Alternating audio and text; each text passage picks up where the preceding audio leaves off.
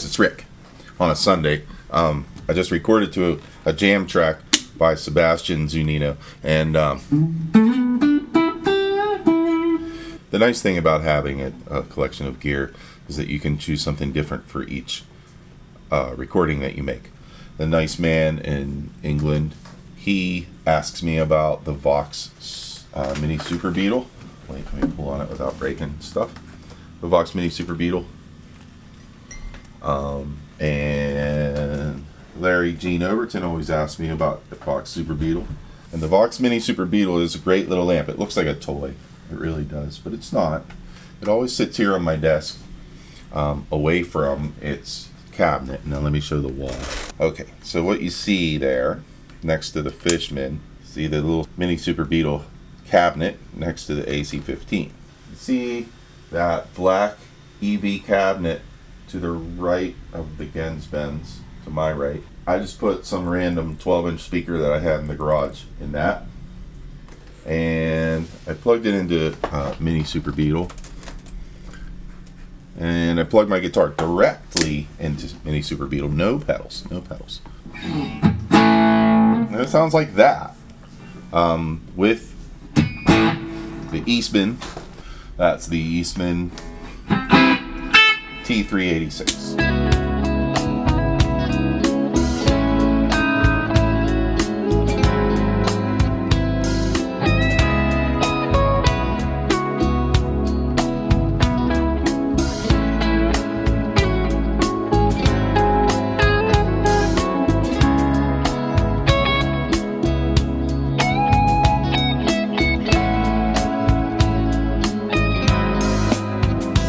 So yeah, I'm plugged straight in. I have the gain at 12 o'clock. I have the treble at 2 o'clock. I have the bass cranked, dimed, as you might say. No tremolo. It sounds really good. I'm using right over here a condenser mic, so it picks up my voice. But when I recorded this, typically I would use that mic and the Shure SM57, and I'm poking right at the speaker cabinet. But recently a couple people have kind of, I don't want to say complained, but they've pointed out the fact that you can hear acoustically what I'm doing on guitar when I have videos. And that's because I'm too lazy to cut out parts of the condenser mic where there's just guitar playing. If you ever see Mick and Dan at That Pedal Show, Mick is always insistent that Dan not talk until the reverb trail is done. I'm too lazy to deal with that.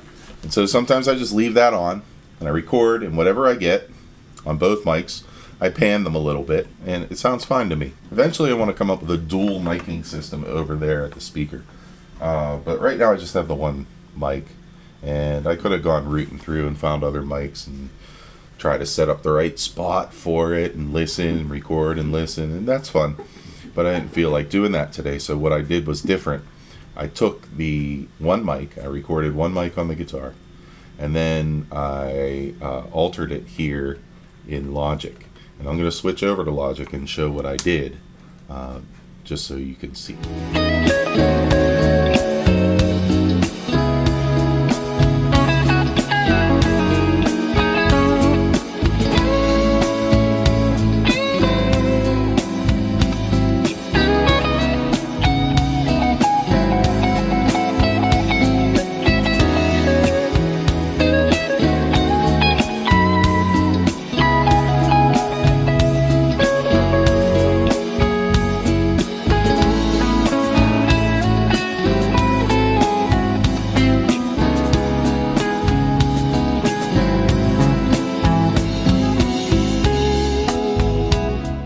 Looking at Logic Pro, and here is our Sebastien Zunino backing track. Sounds great. Sebastien knows what he's doing.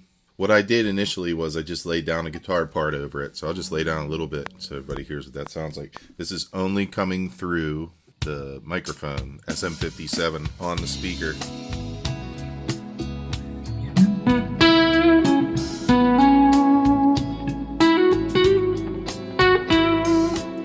loud.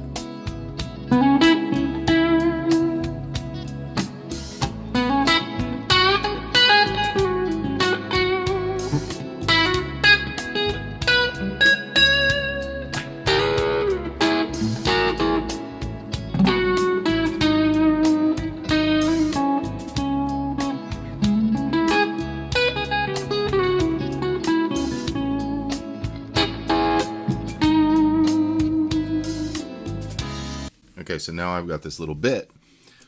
Just going to set up my locators so that it'll just loop that when I play back. Now, if we listen to that,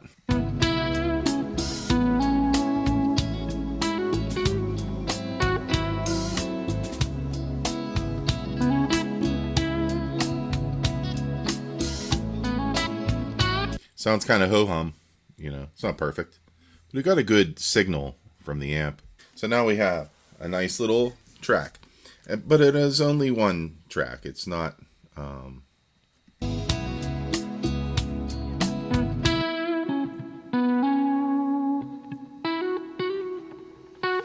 little amp distortion and a little bit of reverb,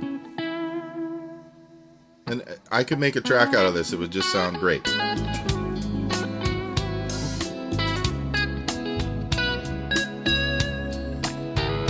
But what we're going to do is we're going to open it up a little. We're going to make it sound a little bit more like a stereo spread.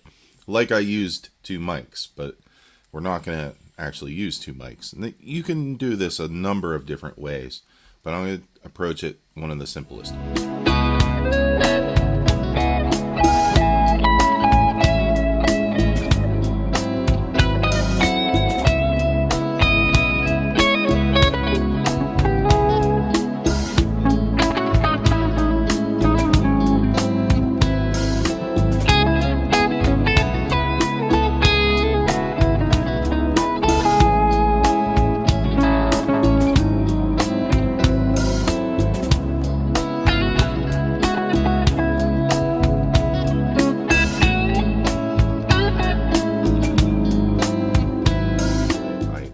Duplicated this track so it's identical. I'm going to copy that bit of information. I'm going to switch to our new track without moving the cursor, and I go psh, and I just copy it in. So now if I were to jump the cursor over to this transient and zoom in, you see they're identical. It's not going to sound much different at this point, just louder. Alright, so there's a couple of ways that we're going to go about making this sound like a completely different recording from a different microphone. So first let's separate them. We'll put audio 1 to the left, and audio 4, I guess, to the right. Let's name them. Guitar left, and here's our copy. Guitar right. The first thing I'm going to do is in the mixer here, I'm going to just adjust the EQ on this one.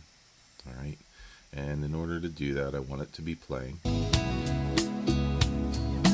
And what you can do, this helps you because this gives you like a nice profile of what's coming out already. So, what if I want to make it a little bit brighter?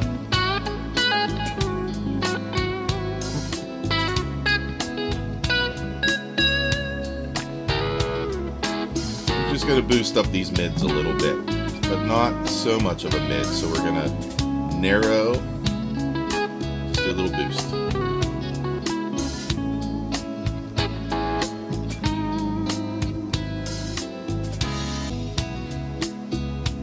Now I just trust that that's a pretty good one.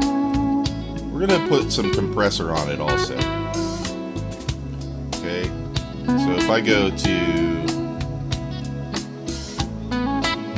one is good.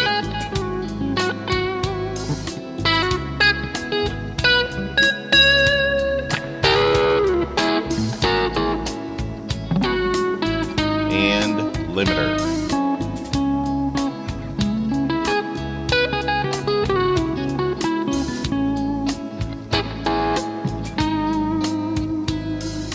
Okay. Now I like especially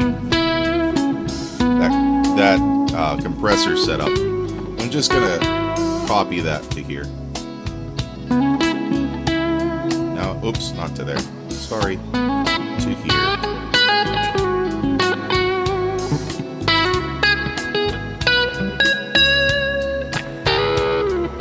Now things are a little loud, so let's just select both and turn them down. Alright, now let's take guitar left and we'll adjust its EQ, but in a different way. Let's give this guy some bass.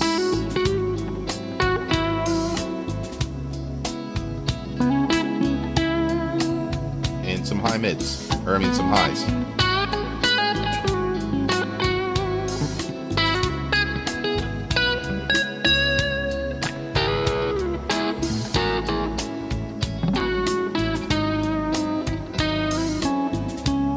Okay, so it still hasn't really, we still haven't really made a good stereo spread out of it. What we're gonna do next is really neat, and this is an old trick I learned.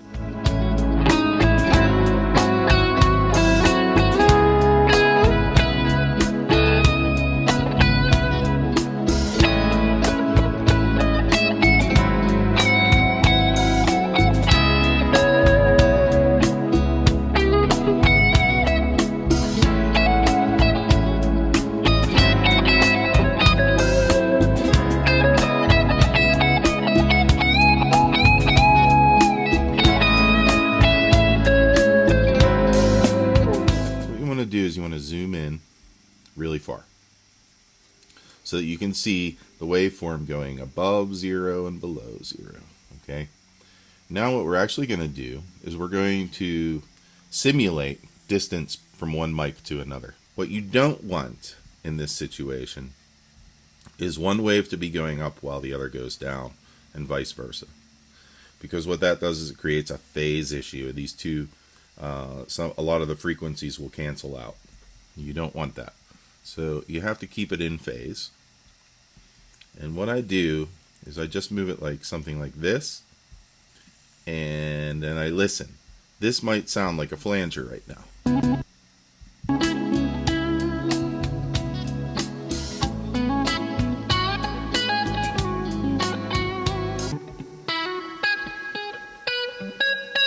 Yeah, you see it has a little bit of a flanger sound to it. Alright, so then here's what we do. Zoom in again, and we see our phasing is good, but I don't think that these guys are far enough apart from each other. Okay, so what I'm going to do, look at this. Alright, now I've got them pretty far apart, and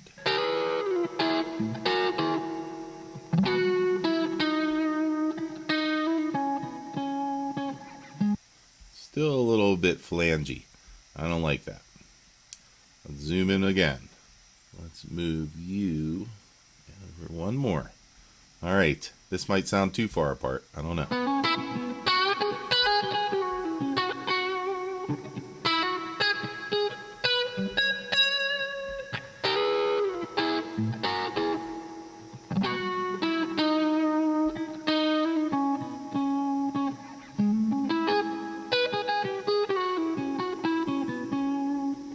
That sounds pretty good.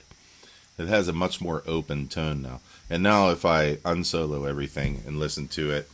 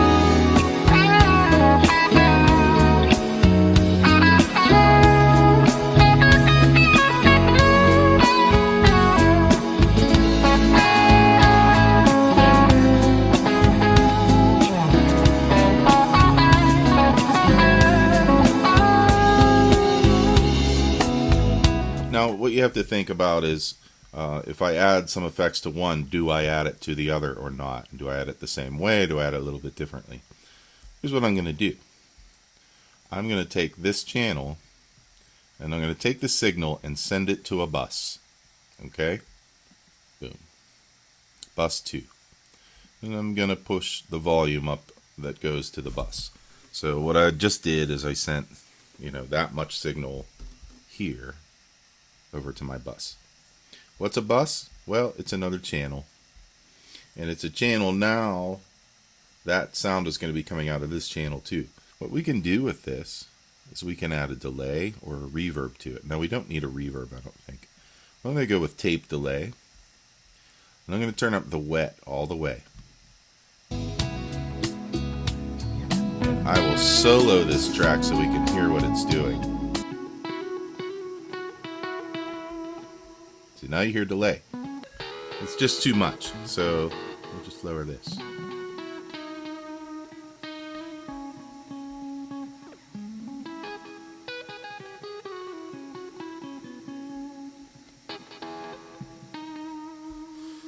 And then what we have is this.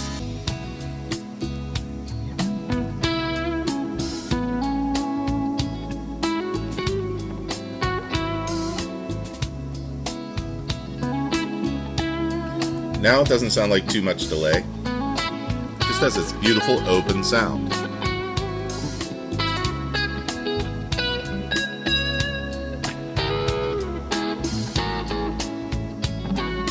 I'm going to move these guys one more time. And let's move them back. That's what this is all about. A little bit of experimentation.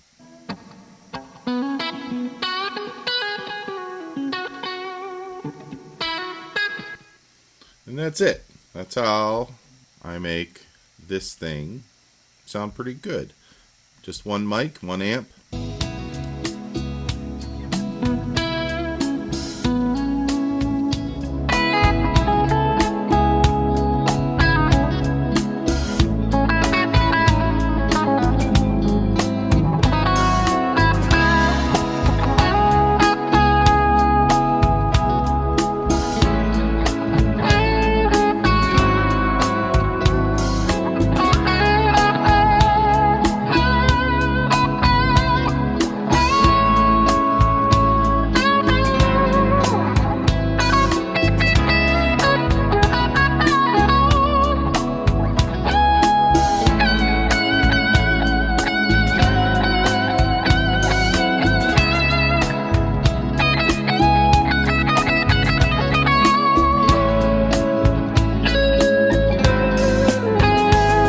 Hey everybody, thanks. This was a lot of fun.